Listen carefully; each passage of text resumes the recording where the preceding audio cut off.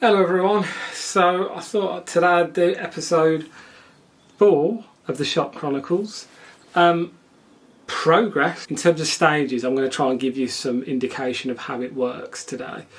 So step 1 was actually finding the business. I'd long thought about creating my own mini supermarket, let's call it, convenience store, farm shop, all of the above. Because, as I said in another video, I believe there's a bit of a gap in the market for kind of farm market, local provenance shopping that you don't have to drive miles for, but you don't need to be in huge supermarkets where you kind of put small businesses and the customer first, and you plant those into kind of local communities with the aim being to become a pillar of the community and acquire, albeit a very, very, very, very, very, very, very, very, very, very tiny percentage of what the market is locally, but that a core number of people use you.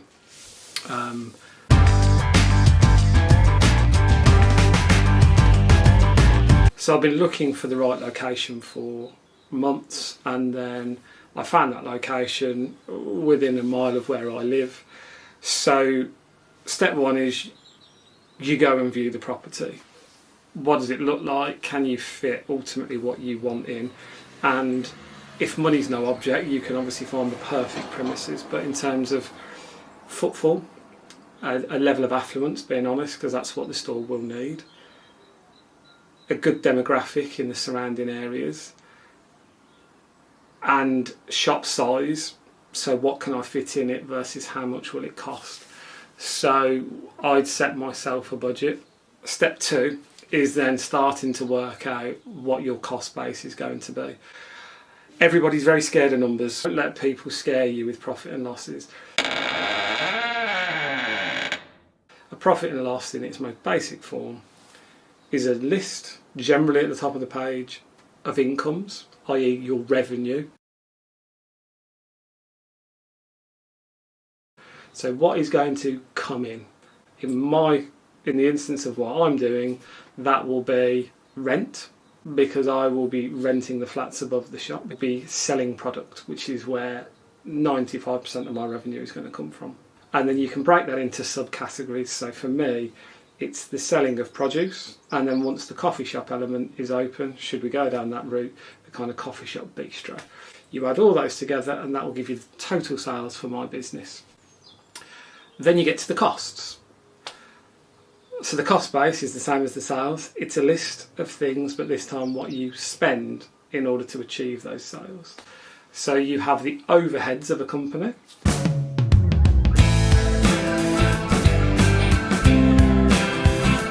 The overheads generally being things like rent, insurance, if your staff are full-time, their salaries. And then you have the kind of cost of sale.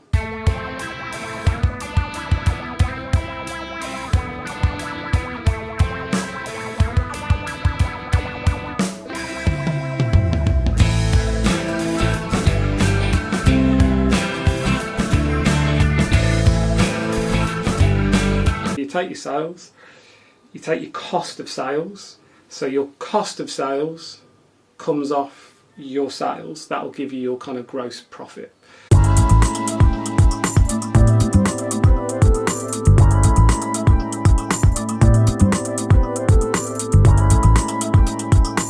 Underneath your gross profit, and then comes your overheads, and then you get into things like EBIT, EBITDA.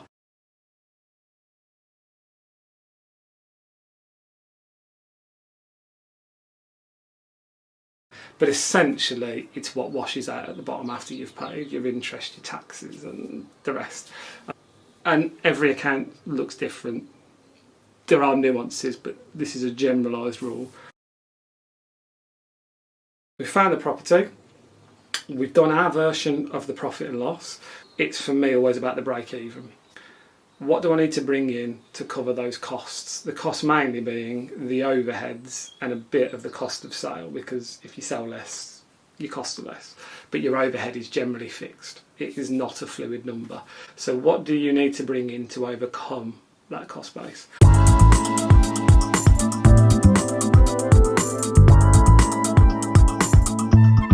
I initially set off on this journey on my own, and the intention was to do it alone, and a good friend asked me if he could take part in it. We'd worked together for many years and loved the guy, so we decided then to do it together. He re-established the profit and loss, checked some of my assumptions, and quite honestly created a more detailed profit and loss, because that's part of his bag rather than mine. I've always been good at reading the numbers, impacting the numbers and influencing the numbers, but transparently it's been a long time since I built the numbers. And then we made an offer. So we made an offer that was about 50% below the asking price on the basis that we had cash, which I know is rare. A lot of people do not have cash, and particularly in this market.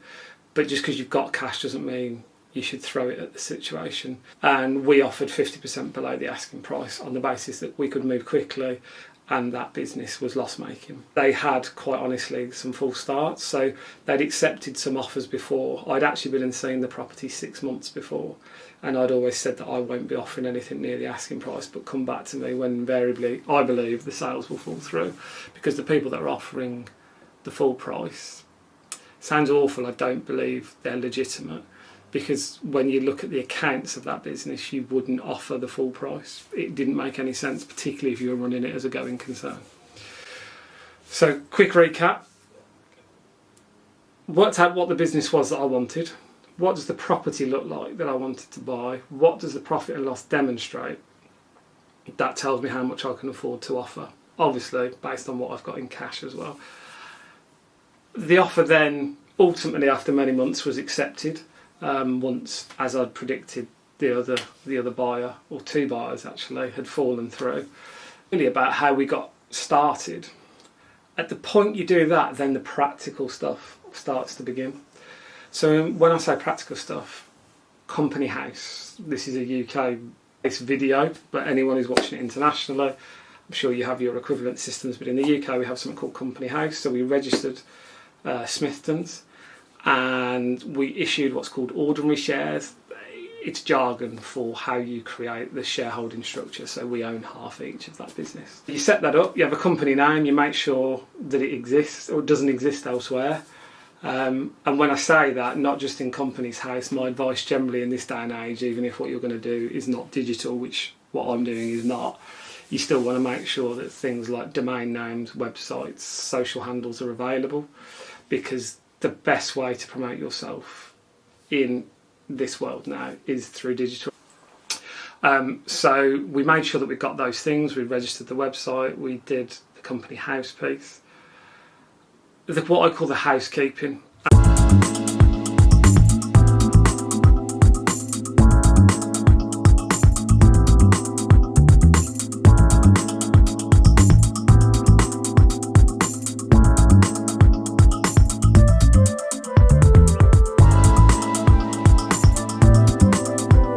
And then really the real work begins in earnest. So what are we going to stock? How much will we sell it for? Where do you find local suppliers? So the key principles for the business were support local business, wherever possible don't use plastic.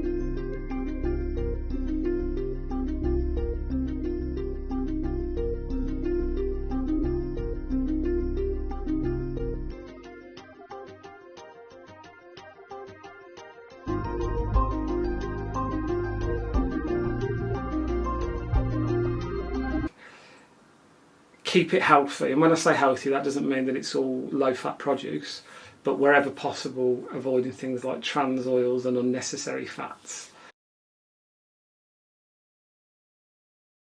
How do you find those companies, and then how do you find those companies locally? And then even some of the companies that we use that are probably slightly more national, that we found in the supply chain, making sure that particularly one of the ones we picked is their claim is to be carbon neutral, so working out how they actually ensure that that's true. So for us, it was making sure we found companies that aligned with the principles, because I think principles are super important. So we made sure we were agreed on what the principles were before we started out, especially, as I said, because I had the idea in the infancy.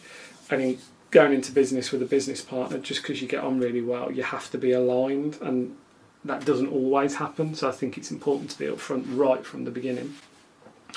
And then from having the offer accepted and getting all those pieces in place, we spent probably from, as I'm even recording this today, there was some phone calls yesterday, but as early as probably 2 months ago, from the moment the offer was accepted, ringing suppliers, starting to set up supply chain, because I think particularly if you're going into an industry that you don't know, how you become an expert, and becoming an expert is super important. You've got to self-educate.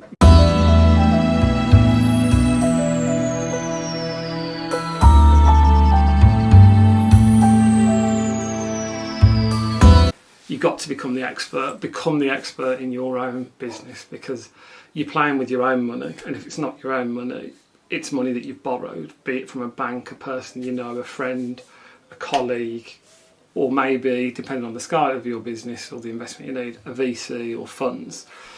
In any of those scenarios, those people are not going to forgive you for pissing their money away.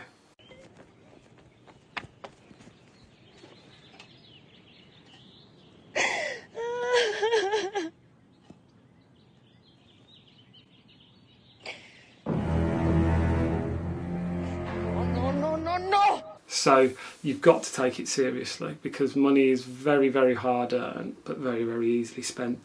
So don't do yourself the disservice of just going, I've got an idea and here I am, I'm going to run with it. Make sure you understand. And when I say understand, in the example of how we opened Smithton's food market, was what's fair value for a carrot? What's fair value for a loaf of bread? And when I say fair value, that doesn't mean what does it cost in Tesco's or Asda, Morrison's, Sainsbury's, M&S. We're trying to not blaze a trail. Of course there are other businesses that exist like that, but not exactly in the way that we're trying to operate.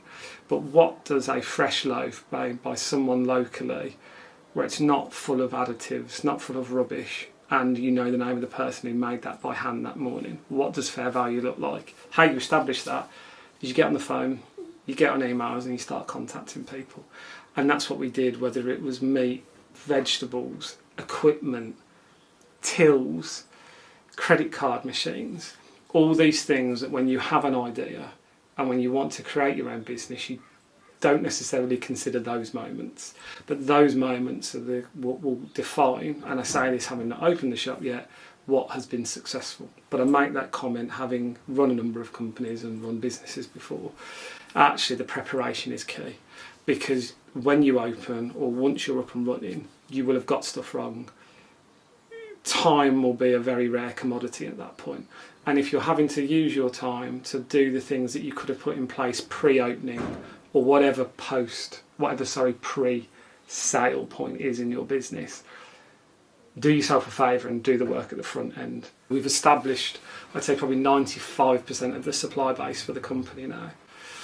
So keep recapping. So we found the premises, we did the profit and loss, we made the offer was accepted.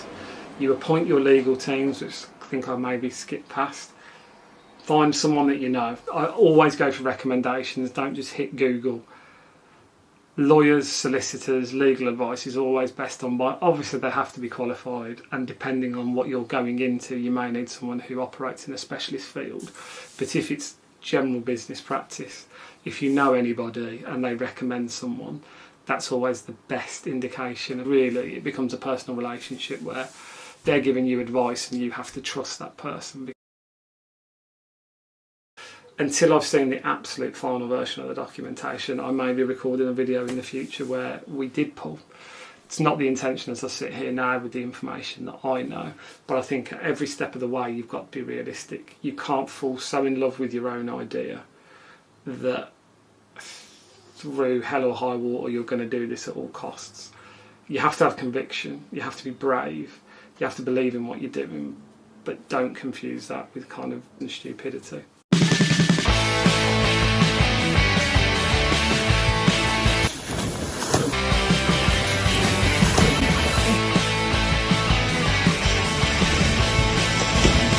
So as I speak to you today, as I say, I had the call. I think we'll be in a position where maybe next week we're looking at the contract. We've had the heads of terms and all the other things many weeks ago, but it will be kind of sign on the dotted line, and then within a matter of days or weeks then transferring over the money for the purchase of the sale, and then we start buying the equipment in earnest.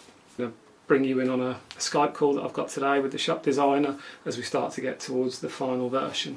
I don't use Skype. Where's the share screen? So we'll put fruit and veg into this, and then so we've moved this down that way. I'm just going to fill it with a colour for now, so we can. This is my point about not sitting on your hands and waiting for it to complete and then trying to do all the work. Then I have a very clear vision on what the shop needs to be, what it looks like, what the suppliers need to do, when we need them to do it, and the principles in which we want to engage with them on.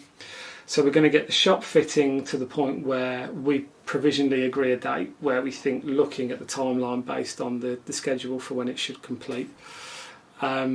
We've given the sellers the opportunity to sell down their stock because they were kind enough to accept our reduced offer. So the stock that is in their existing business they will sell down, and they've got up to 4 weeks in which to do that. That worked for us because it also gave us the window to kind of finish off anything that we may have forgotten or don't know about at this stage. But then it gives us the, let's call it day one date, the shop fitters go in 2 to 3 weeks, fitting the shop out, and my business partner and I start to then in earnest look at the recruitment of the staff. So if you can see what I'm doing, it's all been in methodical stages, made much more difficult by the fact that we live in a coronavirus world at this moment in time. And right now it's a lot of Skype calls and a lot of phone calls and a lot of emails. But hopefully we're in a position where, lucky enough, we are going to be a food retailer. So that will mean that the shop should be able to open without problem. Very, very potted summary. You work out what it is you want to do. Whatever your idea is, you do the planning. What does it look like? What are the principles of it? How are you going to go about it? For me, it was the shop. I then found the premises. Before making the offer, I created the profit and loss. You validate the profit and loss. You share it with people that you know. Obviously, my business partner then came on board. You get eyes on the document because everyone makes mistakes. So you don't want to make a mistake when it comes to money and sizable money. Offer goes in, offer is accepted, you offer what you believe is fair value. As I've mentioned earlier, I offered 50% of the price, and at the moment the offer is accepted, you start to treat that business as though it's a real business. Do not make the mistake of waiting for the transaction to complete before, because if that falls through and you believe in the business, you need to be ready to go on to the next project or the next one or the next one. So for us, again, bring it back to Smithton's Food Market, find the suppliers, find the equipment, find the uniform, create a brand, which you saw in one of the previous videos. Have all of the pillars of what that business is going to look like, because the closer you get to the transaction completing, you have to have a more and more crystallised view of what that company is going to look like and how it operates, so that when you employ people on day one, which I will have to in my company, you can manage them to what your own expectations are, your own principles, your own vision, your own value, because ultimately you need to give your business the best chance of succeeding. And waiting until you've got the keys to the shop to work out what you're going to do is a big, big mistake.